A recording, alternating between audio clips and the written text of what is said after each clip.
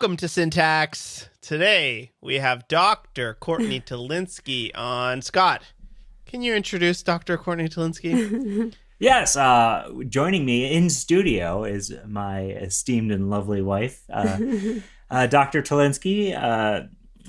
Court, do you want to give like a little bit of a background on who you are and what you're doing? I'm a licensed clinical and educational psychologist and work mostly with kids, but I've been on here a few times and I'm always happy to share my knowledge and thoughts with you all.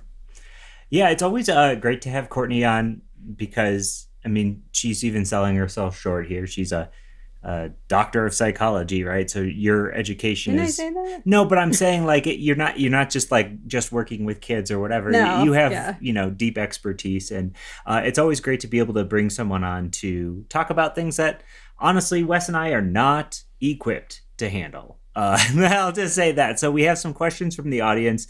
We're going to read them all anonymously. So if you submitted them, the questions will be anonymous. And we're just going to kind of dig into this almost like a potluck episode and just talk through some mental health questions, get Courtney's feedback and ideas, and utilize her expertise here. This is really funny. I've never recorded with another person at this desk like this. So forgive us if we're like shuffling around here. Yeah. Courtney said she's not going to shuffle, but I feel like I'm going to shuffle. Oh, that's great. All right, should we just get into the first question then? Let's get into it. All right, the doctor is in. You submitted the questions, and Dr. Tolinski is going to provide the answers. First one is about supporting neurodivergent team members. So as a manager of two neurodivergent devs, autism and ADHD, I find myself spending a lot of time helping them manage stress, communications, and misunderstandings with other teams. They're amazing at their job, but high touch. What tips do you have to better support them while still being fair to the rest of the team?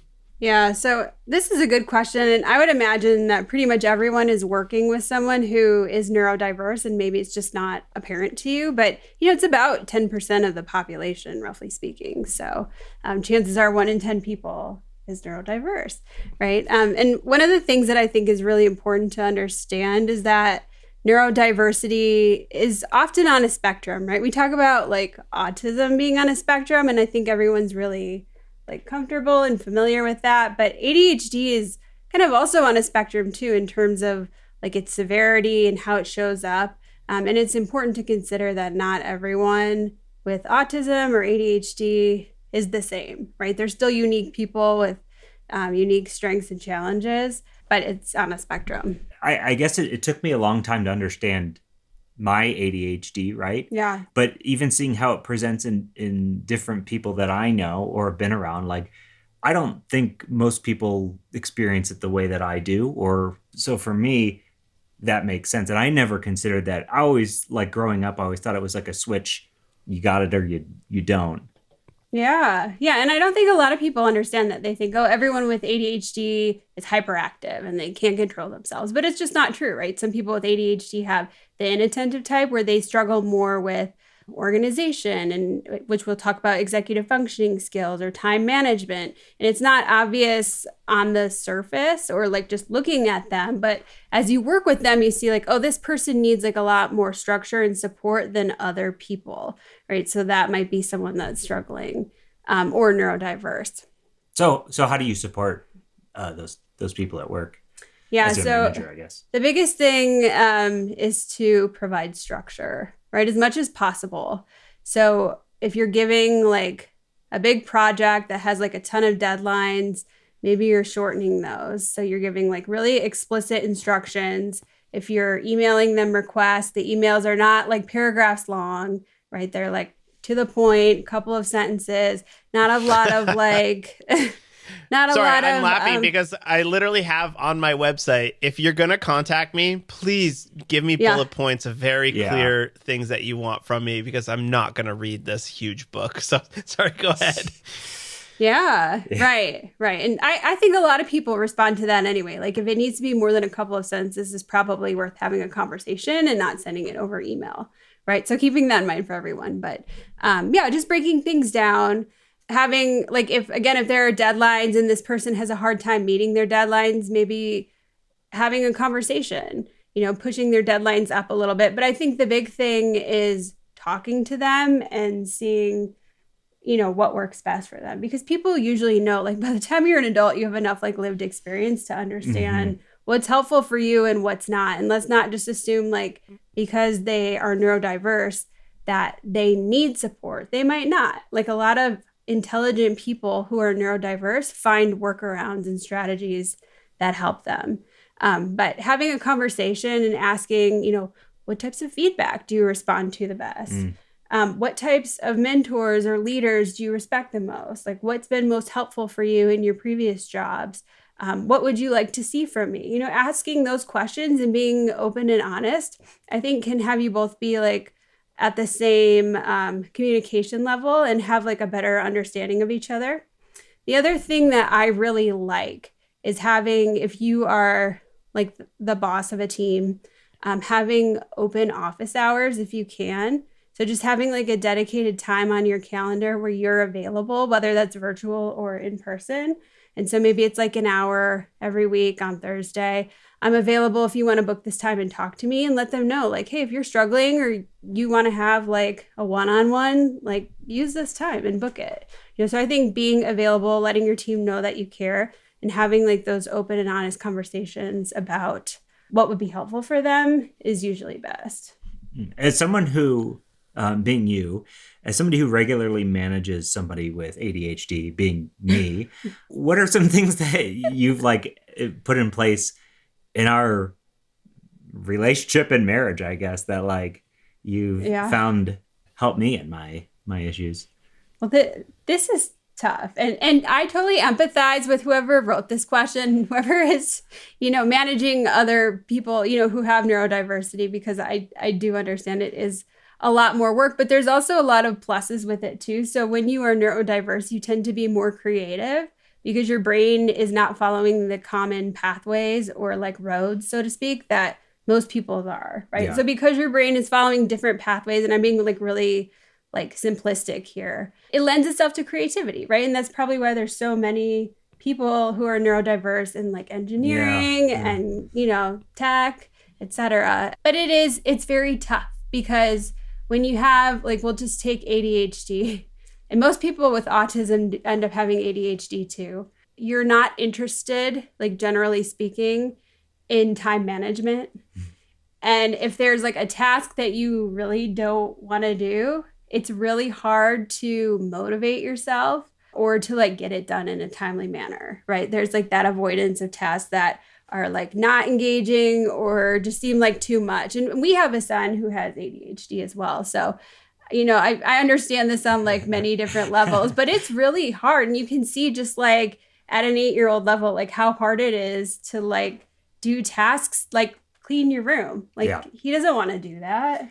I mean, what kids do though, but sure, but still, like it is different. It is different with him than it's like a big meltdown and like, oh my gosh, this is the end of the world. Like, it's the biggest deal ever. It's not a bummer. It is a catastrophe. It's like pick up 10 things on the floor. Like this is what we're talking about here. But to him, it's like a mountain, right? Because he doesn't want to do it, and it just seems difficult. So that's why you have to like really break tasks down. For you, I just stay on top of our deadline. So I tell people like, you need to email me. Like, don't email him because he's busy. Emails sometimes get lost. Yeah, the things get lost. I think the worst things for me are scheduling. Yeah. Scheduling and deadlines. Yeah, those are in holidays. I'm not good at holiday. Well, that's a different issue. No, it's not actually like doing things for holidays. I'm good at that, but like knowing what day they are. I'm asking like 800 times. Yeah. So, but that goes along with the planning and events. I don't know. Yeah, I don't know what anything is, and I super rely on our calendar, which we've had to do pretty intensely.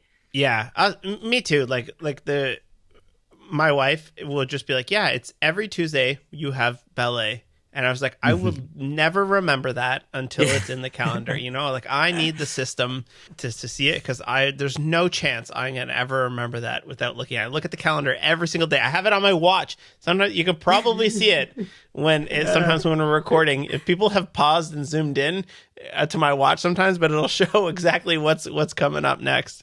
Yeah. So if someone is like chronically unreliable with that, like maybe stepping in and taking over that responsibility or just finding tools that can help them. And you could probably speak better. Like, what tools do you use for work performance? Mostly I live and die by my to-do list, which I have to be completely on. Everything I do goes in that list, and I check it off. And I it's like the number one tool I use. I use tweak.so. We've talked about it on the show numerous times. And then for doing tasks, I need my inbox and my email to be clean at all times. And everything that is in my inbox is something that I have to do. It is essentially another to do for me. Otherwise, if stuff just stays in there, I never do it. So I'll use snoozing. So that way, like, the email goes away and then comes back on a specific date when it's like, I know that I can handle it or whatever. Because that's the one thing I hate about text messages. I have a friend I'm working with who insists on text messaging me all of the to-dos and all this stuff. And I've said, please email, man, because in text message land, they go into the thing, I see it, and then I forget about it. It's gone. It's out of my brain. Yeah. Yeah, I don't know why they haven't invented that, the reminder for the text. Yeah, right? Yeah. Yeah, the snooze it later. That would be kind of nice. I don't need another system, though. That's the thing, is having the system in place is nice. I use Things as a to-do app as well, and I'll often just dump everything that needs to be done in there, and then I'll sort of bubble them up and down, like reorder them based on, like, excitement and energy is really important, but also how much something is, like, making me anxious. Because I often find if I put that, like, the anxious thing at the first thing, you do that and you go, that only took 3 minutes. Why have I been putting this off for 3 weeks? And then you get the momentum and the ball rolling, and everything is a little bit better. Yeah. Yeah. It's often the anticipation of the thing you don't want to do, right? The anticipation and then the putting it off. And I like the concept. I think we've talked about this here of the eat that frog. Yeah. Good Just book. like you're saying, do the biggest or least preferred thing first. Just get it over with. I like that. So tips are systems in place, communicate, let them know, that you're available, office hours, those types of things, but let them know that you're willing to work within however works best for them, and set up systems, right? Mm-hmm. Yeah. Cool. All right. Next question. I was diagnosed with ADHD as an adult. Should I tell my employer? What if they don't understand or still carry a stigma? I had no idea. I have no idea when I read this, being like a manager, I have no idea what the answer to this would be. Oh, really? Yeah. Oh. Yeah. I was thinking that, and like, maybe I'll add on to this as well, is like, if you have a coworker, you can't just be like, hey, you got autism. Like, that's not something you just go and ask. Like, how do you navigate that? Yeah. So, obviously you don't need to tell your employer. There's lots of, like, legal regulations around this, right? But you're not required to tell your employer that you have any type of, like, neurodiverse learning profile or disability, right? If you feel like you have a close relationship with your boss or your employer and you want to disclose that because you feel like that information would be helpful for them and they can, like, respond to it, respect it, and work with you in, like, a collaborative and empathetic way, then I think maybe, telling them could be okay if you feel like the need to do that for those reasons. But you certainly don't have to. And what I like to do is just talk about, your strengths and challenges just kind of globally, right? Because everyone has strengths and challenges. I don't have ADHD, but I have things that are harder for me, right? And it could be helpful for an employer to know those things, but I don't necessarily have to put a label on it. I think the label is more for you to understand and to give you, like, identity and support and an explanation, as well as to give you access to, like, resources like medication and therapy and things like that, right? The label is helpful for those tools. It can be helpful for other people to know, but it's not a requirement. I think it's, like, a very personal thing. So what you could say is, if you're having trouble with time management and organization, you could say, like, I'm really creative and I'm really great at, like, going deep on things that I'm really passionate about, but it's much harder for me to stay on task or to meet my deadlines. So just talking about your strengths and challenges in more of, like, a global way rather than, like, I have ADHD and I can't focus, right? Because it frames it in a positive light, but it also gives, like, direct tools and support to help your employer understand you rather than I have this thing, right? Yeah. It's funny as a manager and somebody with ADHD, I would say like it would be helpful for me to know, but in the same regard, I wouldn't expect everybody to feel comfortable. Yeah. But you also have a small team, I have a small right? team. And you're very close with and your you understand. employees.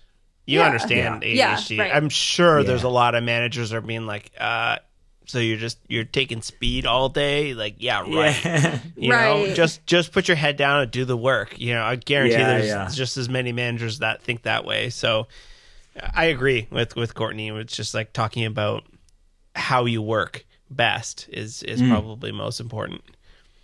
Yeah, and if you suspect that like a teammate has ASD or ADHD, I would not call them out on that, right? But you can talk about it in that same framework, like, hey man, I've noticed like you love to talk about things that you're really interested in, or you have such deep knowledge about CSS. And I don't know if you're trying to give constructive feedback, then maybe, you know, but it's harder for you in like team meetings to talk about things that are going wrong or whatever. Like if you're trying to go that approach, but use that same type of framework rather than like, are you autistic? Right? Because you don't know like how people feel about it. Do they even know that they're on the spectrum or they are neurodiverse? And then there's so many different ways that people, if they do have autism, that they own that or speak about it. So it's such a spectrum in that regard too. And it's probably safest and most helpful to just talk about like strengths and challenges more globally. Yeah. I remember I was having a lot of trouble connecting with a teammate at one of the first jobs I had back when I was in my early 20s. And I was telling Courtney about it, and she's like, he's probably autistic, just based on, you know, what I was explaining about how he behaved around me. And then she said, well, find out like one of his like mutual interests and connect with him deeply on that mutual interest. Yeah. And instead of like doing anything other than that, I just started talking about the thing he liked. And then like next thing you know, he's my buddy, you know? And it was like, oh, I just needed to understand that a little bit more. Yeah. But thankfully I had you. Otherwise I would have been like, this guy's such a jerk to me. I don't understand why. Right. And it's because I was like messing up his systems and like the way he liked to work. What are the other tells, you know? You're working in a job besides as you react. Like, how do you know someone might have autism? I'm just joking. I'm smiling. I don't get the joke, but I'm smiling because you guys are smiling.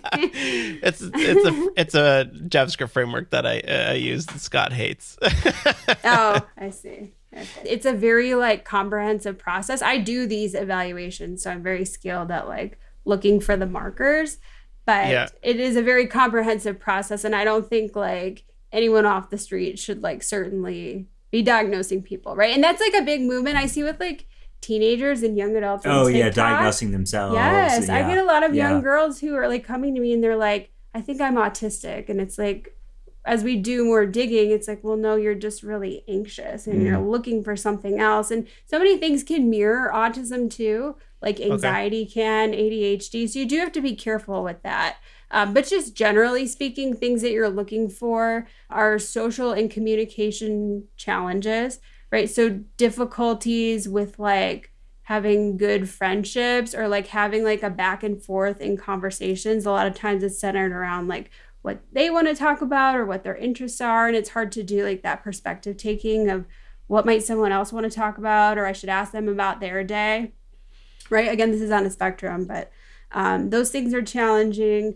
Being able to like pick up on social cues. And a lot of it's like subtleties. Like if someone's being sarcastic, they might interpret that as like either they totally missed it or they've gone like the other extreme sometimes, like, oh, they're being a jerk, or I'm going to take it literally, right? So a lot of kids get like teased or picked on because they're taking some of these things literally, right? And then, you know, they're a target for bullying. And I hit that all the time, especially on on social. I know I hit this on social media all the time, where like I have jokes and sarcasm and like very niche jokes. And a lot of times people don't get them at all and they get very upset. And you have to, at first I was like, this person's being a jerk. But then you realize, oh, they probably aren't understanding the sarcasm behind all of that. And then it's also compounded when things are, people don't necessarily have English as their first language. Oh, yeah, definitely. Yeah. Yeah, there's a lot of nuance in like sarcasm and communication that neurotypical people tend to take for granted. Yeah. Right? Because you're not sitting down and teaching people like, this is how you look at someone in the eye when you talk. This is how you use gestures.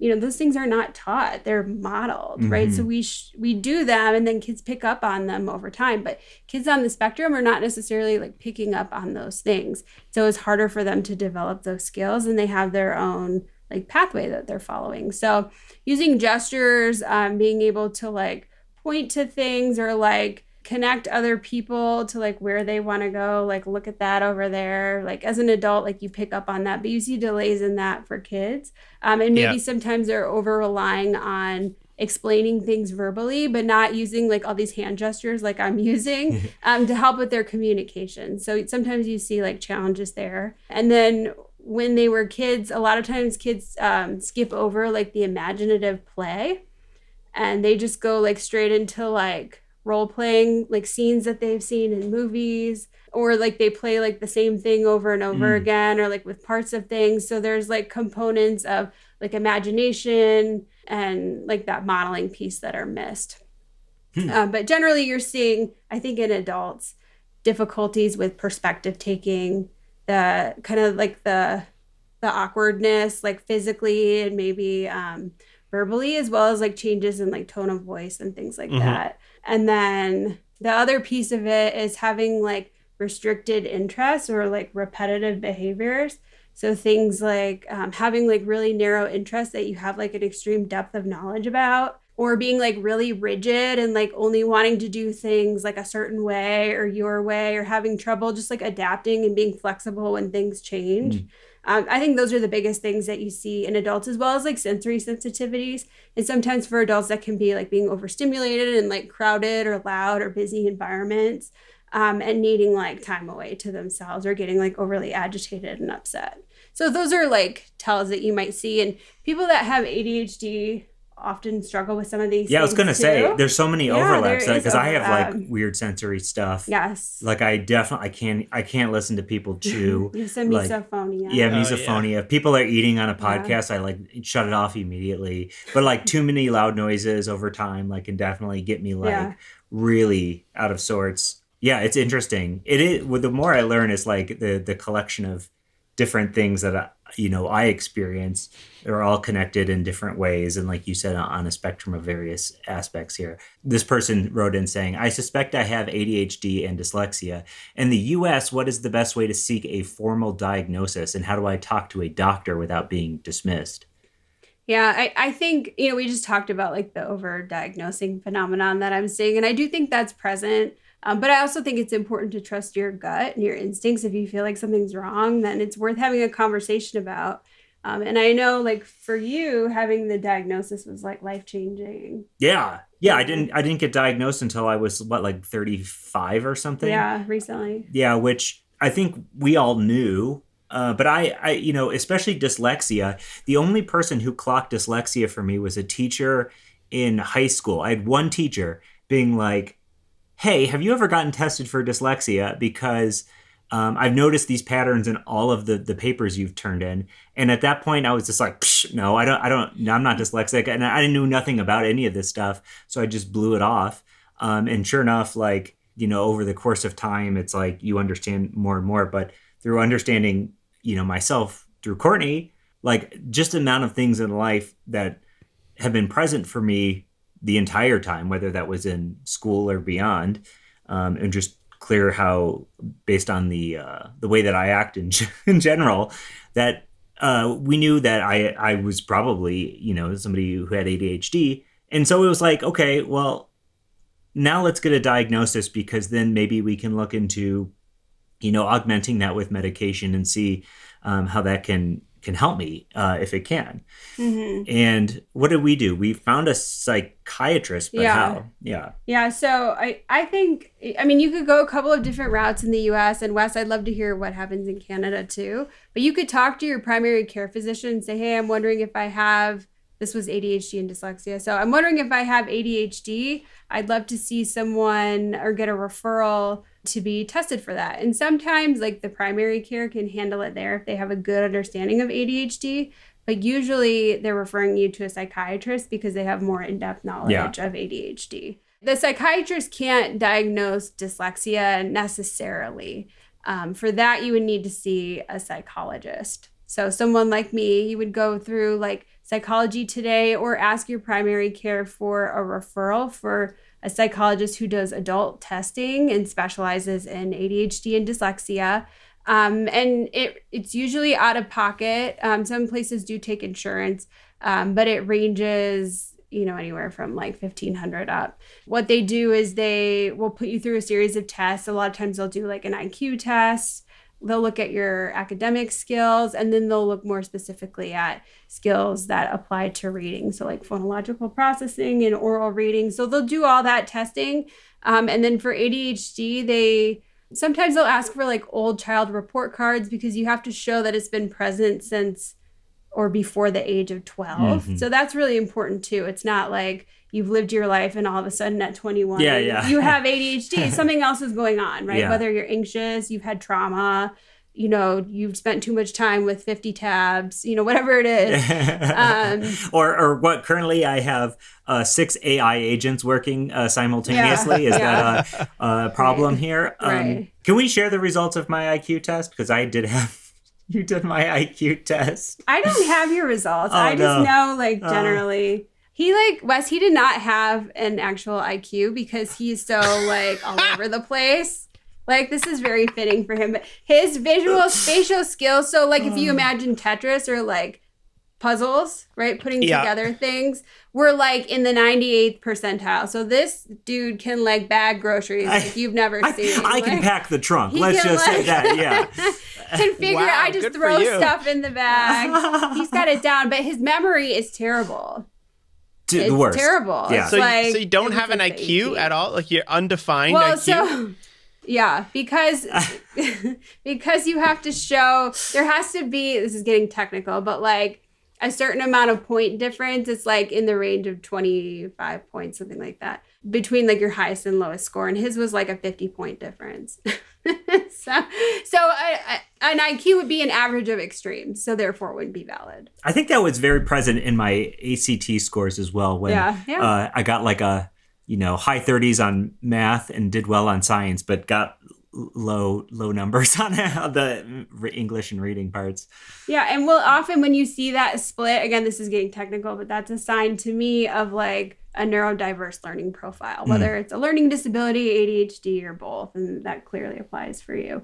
But getting back to that other question, so you'll want to do a thorough evaluation with a psychiatrist or a psychologist, especially if you're wondering about both. And then from there, you can take that information and consider either therapy for ADHD or medication, which I know has been helpful. And if you want to see all of the errors in your application, you'll want to check out Sentry at sentry.io/syntax. You don't want a production application out there that, you have no visibility into in case something is blowing up and you might not even know it. So head on over to sentry.io/syntax. Again, we've been using this tool for a long time and it totally rules. All right. Yeah, I'm on ADHD meds as of a year and a half ago. And for me personally, it has been life-changing in regards to accomplishing tasks, because I wouldn't be able to sit down and accomplish a task. I'm on my phone, I'm over here, I'm doing this, I'm standing up, whatever. And it has allowed me to really dial in on things for sure. And I was a little unsure about it, but it was my choice, and I made that choice, and man, it has greatly improved my life. So.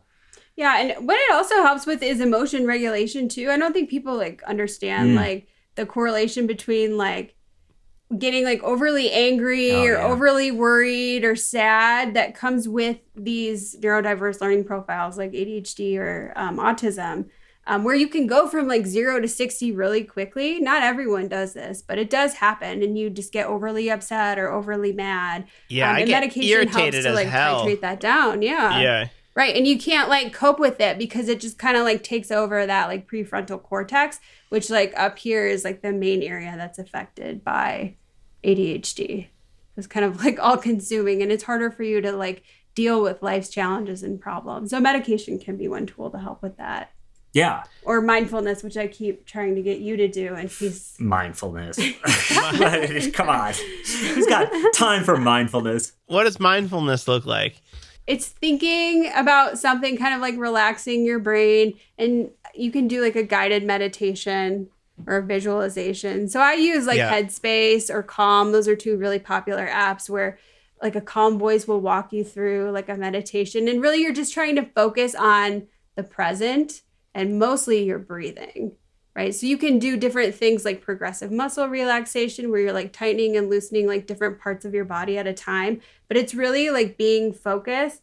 And if you catch your brain like going somewhere else and thinking about something else, then you just like bring it back to center. And it's hard because everyone's brain goes this way. And it's just that concept of like actively training your brain to stay present. Yeah. Cool. Did you have to do a computer test for your ADHD diagnosis, Wes? What, like use a Word document? No, I had to like press a key or something whenever a specific letter flashed on the screen. Oh. And I was telling Courtney, like, I'm a competitive person, so I really wanted to do a good job on it. Like, she asked me how it went. I was like, oh, this test was so stupid long. And like, I was doing really well on it until about like halfway through. And I just like couldn't keep up, or I couldn't. And she was just like, yeah, that's what the test is for. Like, that is like, like, so that's the Connors continuous performance test. And Yeah. it's designed to be like 14 minutes long and to be frustrating because letters flash at different intervals. And sometimes the intervals are long, and so you lose interest. So it's looking at like impulsivity or like lack of sustained attention. I was getting so mad at it. Yeah. Oh yeah. Mine was more just like questions about how you approach different situations and how I interact with coworkers and how I what I have trouble with. Right. Like I didn't take my meds today, and I'm just sitting here. I would love to do a time lapse of me sitting at my desk a day I'm on meds and not. Oh yeah. I'll go upstairs like 30 times and like moving around and like having all these monitors at once is maybe not a good idea, but yeah, I'm going to do that. I'm going to do a time lapse of moving around, bopping around. Okay, let's get into the next section here. We have some questions on productivity and that kind of thing. Why do so many developers tie their self-worth to commit history? I'll explain that to you. Or shipped features. How do we build more resilient self-esteem, especially in fields that measure output? Does journaling help? So commit history is like every time you're saving and writing code, you commit that code. It's like basically committing it to record. It's like your Snapchat score for being a developer. Snapchat, what year is this? What? People still use Snapchat. Oh my gosh, you're getting old. You're getting old, Scott.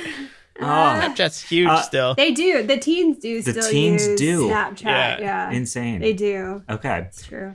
But yeah, everybody in this whole software world puts so much worth on shipping, output, like actually writing code and getting it out there.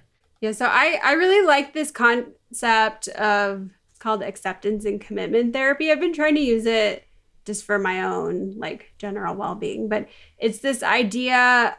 It's a therapeutic approach. It includes like mindfulness components along with like values.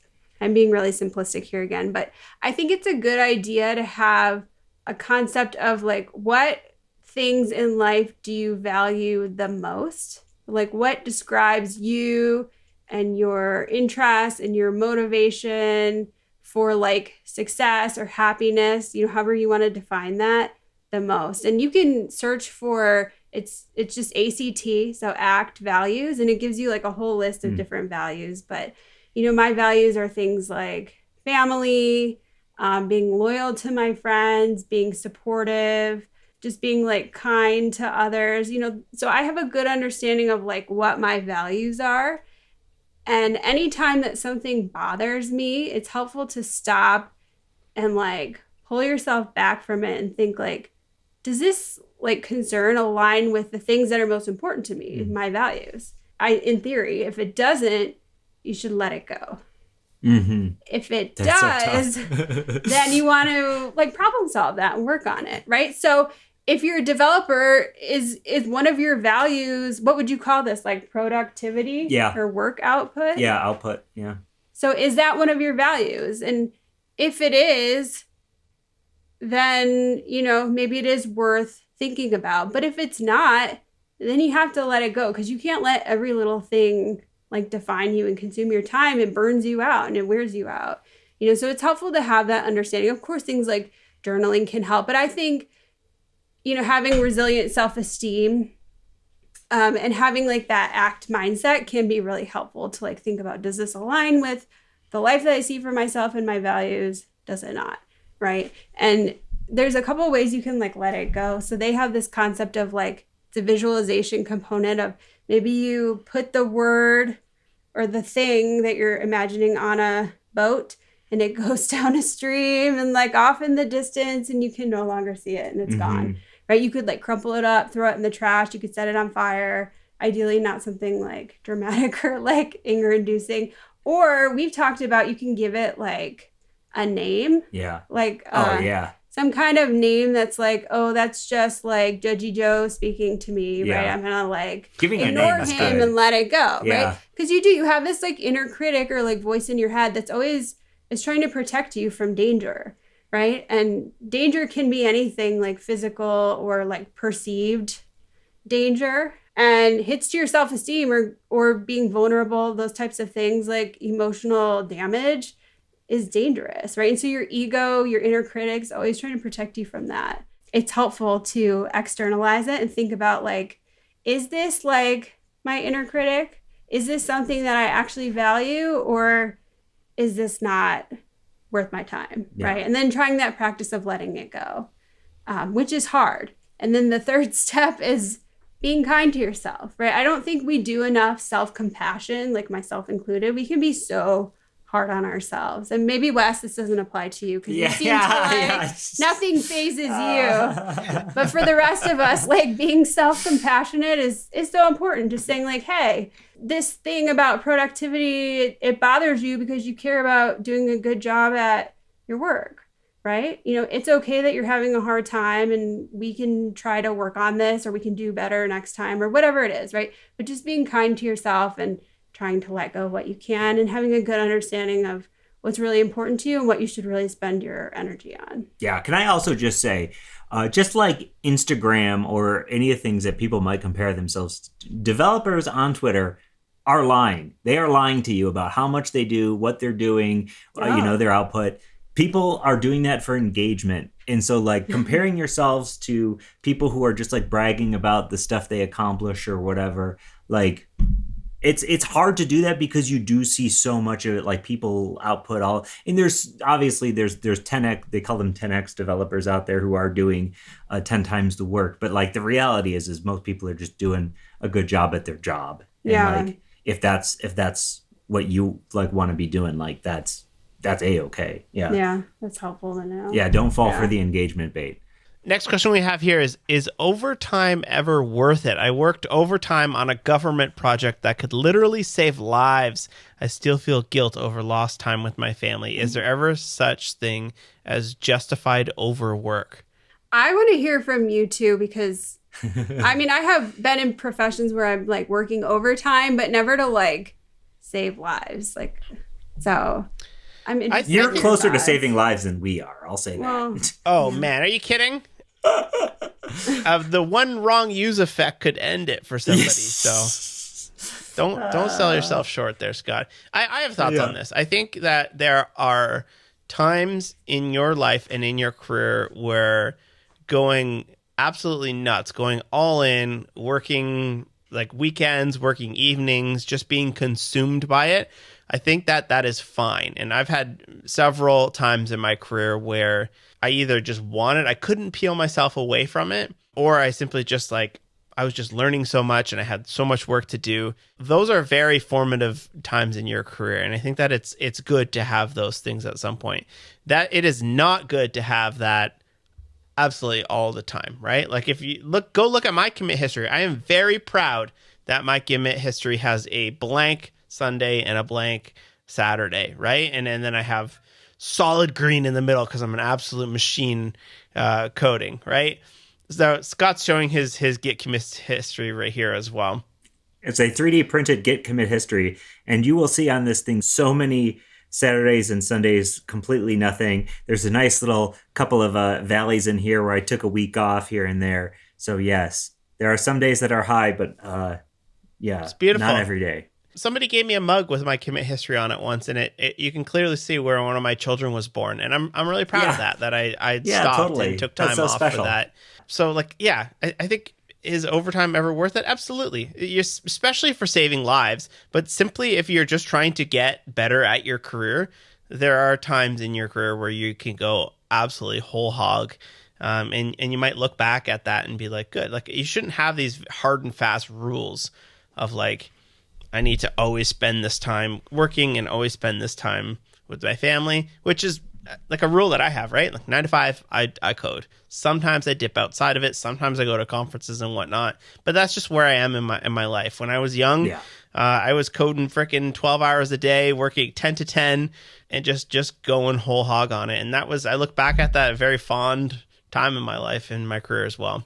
Yeah, there was times that going whole hog was advantageous for me as well. Like we had somebody like get let go because they had a bad review, and then we had to pick up their slack, and there was executives and a coworker and I spent like 2 full days, like 48 hours straight of like rebuilding this project from scratch because there was Ford Motor Company executives coming in to see it. And like, we knocked it out of the park. And because of that, it basically made us like safe for the rest of like our employment there. It was like, all right, you guys saved the day. And because of that, so like very worth it in my mind to like absolutely destroy yourself for that period of time to get that work done. But when I had Level Up Tutorials as my full business, it was like happening all the time. Yeah. It was crushing me. Yeah.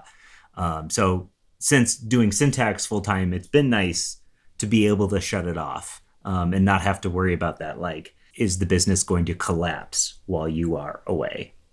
Right. Yeah. I think it's so helpful to have like the boundaries and the time that you're dedicated to work, as you said, Wes. Like, being in a flow state obviously can be helpful, advantageous, provide like life satisfaction and things like that. But you can't be in a state of like constant overwork forever. Like, that will lead to burnout and other things like depression, and you'll see deterioration of like, you know, your family, you know, dynamic and your hobbies and just your whole life quality. Yeah. So it's important to like really think about like, how long can I sustain this for? And then like, at what point do I need to like reevaluate and reconsider what I'm doing? I have a question for you. And this is something that's a topic that a lot of people talk about, and I want to get your thoughts on it. Yeah. AI as a mental health tool. How do you feel about using LLMs like ChatGPT is mental health support or diagnostics, like as a professional? Yeah, I would imagine we use it in a similar way that you all use it. Like, so we as therapists, diagnosticians, whomever, we're using it as like a guide, or, you know, they tell us to use the word co-pilot, you know, to double check your work, reconsider things that like maybe you hadn't, or, you know, other ideas, solutions, etc., but never in replace of the work that you're doing. It just helps you to become like a better therapist, and it frees up things that would take a lot of time and nuance, and allows you to do other more important work, like spending time with clients and developing you have, like, connections. Special models or tools, right, that have like HIPAA or whatever, I don't know. Yeah. So you're not using ChatGPT. Yeah, that's like a whole industry, Wes, that we don't know anything about. Yeah. I was on a call this morning with some folks from Google talking about like local models, and I was like healthcare and law are like 2 areas that are interesting there. Yeah. So like the one maybe I've this is used a different is show, Bastion. but Bastion. Yeah. Yeah. I don't think it's as great as ChatGPT. Obviously, it probably doesn't have as much training, and I don't know how that works. The but, technical aspect. but you would probably set your house on fire. Yeah. Yeah. But I think it's good as a tool, but it can't ever replace the need for human connection, right? And that's like the whole thing in therapy. That's why you go, right? Is to have human connection, is to have compassion from another trained human being who can like understand and provide support and empathy, who can pick up on like the things that you're not saying. Like ChatGPT, you're typing in a prompt, but therapists are looking for things that like you're not disclosing, right? They're gently pulling it out of you you're guiding the ship, but they're steering it, right? And helping you to get to where you need to be, and also like challenging you on the things that maybe you don't want to do or the areas you don't want to go, because that's where the growth and development happens. And ChatGPT is not doing that. No. Right? It's a people pleaser. It's a pleaser for sure. I could see how that would be hard for you. It's very agreeable. Yes, exactly. Yeah. It's agreeable for sure. Right. And like the not number one problem, like the meme right now in the web developer space is that if it gets something wrong and you tell it like, no, you got that wrong or whatever, it goes, you're absolutely right. And no matter what you say, even if you're providing it like fake information or whatever, Yeah. it's always responding like, oh, well, you are absolutely right. So like it is going to like ultimately confirm biases and like, yeah. Yeah, I just think we need human connection more than ever. And that's just going to continue more and more as we rely more on AI and how that transforms throughout life. But we are social creatures, and you need that for happiness and life satisfaction. Yeah.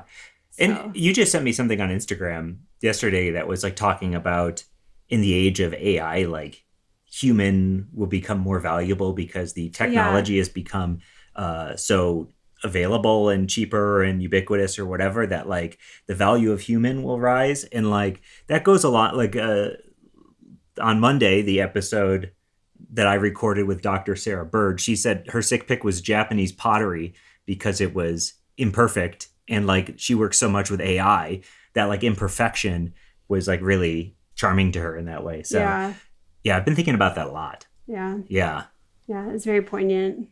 Okay, so in that same regard, like AI topic, my wife is a nurse studying to be a therapist. With AI's rise, will we need more therapists or fewer? It's like more or fewer. What's the future of mental health care in an AI world? Oh, man. Some of the code that I have to fix that this thing kicked out, I think we're going to need more therapists. Yeah, it is funny to think about like the parallels here between developers and stuff. Yeah, I'm sure it's similar, but I mean, I think the answer is similar to what we just talked about. You know, I think we'll need more. I think there is a loneliness epidemic. I think that's been identified, at least in the United States. And I just see that getting worse, especially as we rely on more virtual tools, you know, for things like support. So I think, you know, good people are always needed in professions, and especially in a like human-driven profession. I don't see that going away. And who knows, you know, what it will look like over time, or how AI will develop, if it will have a face and a persona. I don't know, but it's just the feeling of like coldness, and there's like a lack of soul and like true empathy. I don't see that ever replacing like an actual connection with like a therapist who understands you and is trained. So I would encourage her to still go for that. Yeah. It is interesting. I think once you have the curtain pulled back in how LLMs work, I think that removes a lot of the, I could use this as a tool to help my mental health. Because like if you know like how it's producing the text that it's giving you, like it's not like it doesn't have all the answers. You know, it's not like it's a prediction machine. Yeah. Yeah, it's math. Like it's mathematically trying to guess what the next word will be, given the inputs. It's a pure function, which is wild. And it's not just this magic box. It is wild. But I don't think, like, I didn't understand how it worked. Yeah. And most people don't. Yeah. Like no. You all do, but most people don't. And I can see you falling prey to, like, that trap of relying on it as a girlfriend or, like, a therapist whatever. And that's a whole nother conversation. But you know, I do think having like an understanding of how the tech works is really helpful. Yeah, there's a podcast from Wondery, Flesh and Code, that talks about a AI like girlfriend or boyfriend app, and it is like, man, it's a wild podcast to listen to, but also like they changed the model ever so slightly, and everybody was having like panic attacks, and there were people having like real mental health crisis because like my wife in some cases is now a completely different person overnight, and it's like, oh man, yeah, it's a tough listen, but one that it's hard to stick your head in the sand about these days, I guess. Yeah. All right, we got one more question here. This is from a professional athlete. As a developer who's a pro athlete, I'm scared of burnout, but find it impossible to mentally shut down. I've tried all the standard tricks. Nothing works. What now? So is this person is a developer and a pro athlete? What's interesting is that, like, I have seen a number of pro athletes recently in the news for being web developers. So if you're out there and you're actually a pro athlete in one of the major leagues, hit us up. I want to hear about that. But let's talk about the burnout piece. How do you mentally shut down? Like how do you handle that? I can imagine it's hard because you probably have like adrenaline, like, you know, more frequently going through your body. And it's hard if that has escalated to bring that back down. And I don't know like what type of developer they are, but don't you have like periods of like adrenaline or frustration Let me tell you, when I'm deep into solving a problem, like, and I have not solved that problem, I find it so hard to go to sleep. I'm like, so consumed by it. Yeah. Consumed by it. I was having an issue, Wes, where like a URL in a Cloudflare worker wasn't updating. And I'm going through my env variables. They're all set correctly. I'm going through my code base. There's no mention of this string of this. Where is this being stuck? I've cleared the caches and I'm like rebuilt and redeployed like 8 times. And I was just like, this is something I can solve. This is a stupid bug. Like, where is this coming from? And I was so angry about it. I just could not fall asleep. Yeah. So it seems like there's a lot of parallels there. I personally think having like a cool down or calm down routine at the end of the day just signals to your brain like it's time to relax and shut off like work mode. How do you enforce that? Because that's what I can't do. Yeah. Well, it's hard. I mean, you have to be like diligent. Can somebody else force that for me? Yeah, right? So, you know, I have friends that have like timers, like just a standard timer on their phone for like every little thing. And there's a text reminder on there. So at 7:00, it will ring and say like wind down time or whatever it is.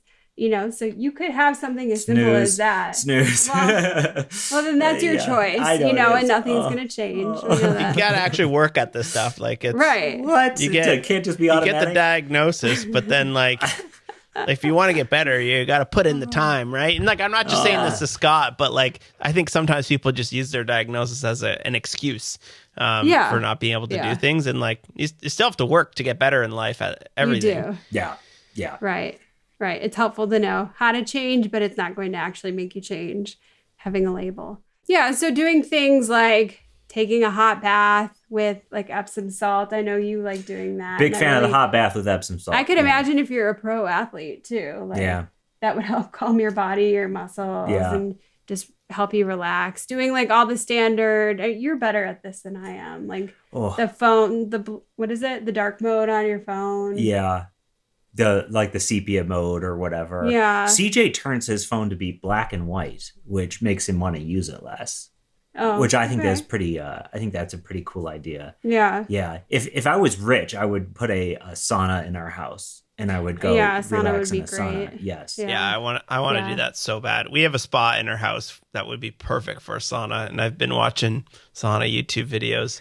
Yeah. You know what? We have a bathroom in the basement that nobody's ever using. No one's ever using it, so it's already kind of like got plumbing or whatever. Or a steam shower maybe in there. Yeah. Oh, yeah. We could just turn that into a sauna. Moisture. It's hard. Moisture. Right. Yeah. Yeah, but doing things like a bath, stretching, actively decompressing, listening to calm music, maybe putting your electronics away when you can't access them. I know that's hard for you. Yeah. I mean, I think they're like classic explanations for a reason. Right? Yeah. They're classic tools for a reason because they work. That's the hard part about. Are you actually using them? Hard things is that a lot of the times there's no shortcuts, with stuff. Yeah. Right. Yeah. So for you, stretching, the sauna or the bath, doing yoga, doing things that don't require a screen, like reading a book, going to dance or hitting the gym. Yeah. That's a really important one is like, don't just replace it with things. Because a lot of times the answers to like doing these things is don't do X, Y, and Z. But like sometimes the answer is like, well, if you pick up salsa dancing, you're not going to be on your phone as much, or just replace it. Go to the gym or whatever. I think going to the gym is for me like at night. Not like necessarily at night, but I like to go to the gym after work, and that can be the bridge for me that's like pulls me away from my computer. That is, of course, if I manage to not bring my computer into the gym. Well, you got to babysit the agents in between sets. Right. So. This is, it's a problem. It's a problem. But yeah, I like that idea, Wes, of swapping it out for a replacement behavior. I thought this question was for at night. I didn't realize it was. Oh, I think it is for afterward. at night. Okay. But yeah, no. Let's head into sick picks and shameless plugs. What do you got for us today?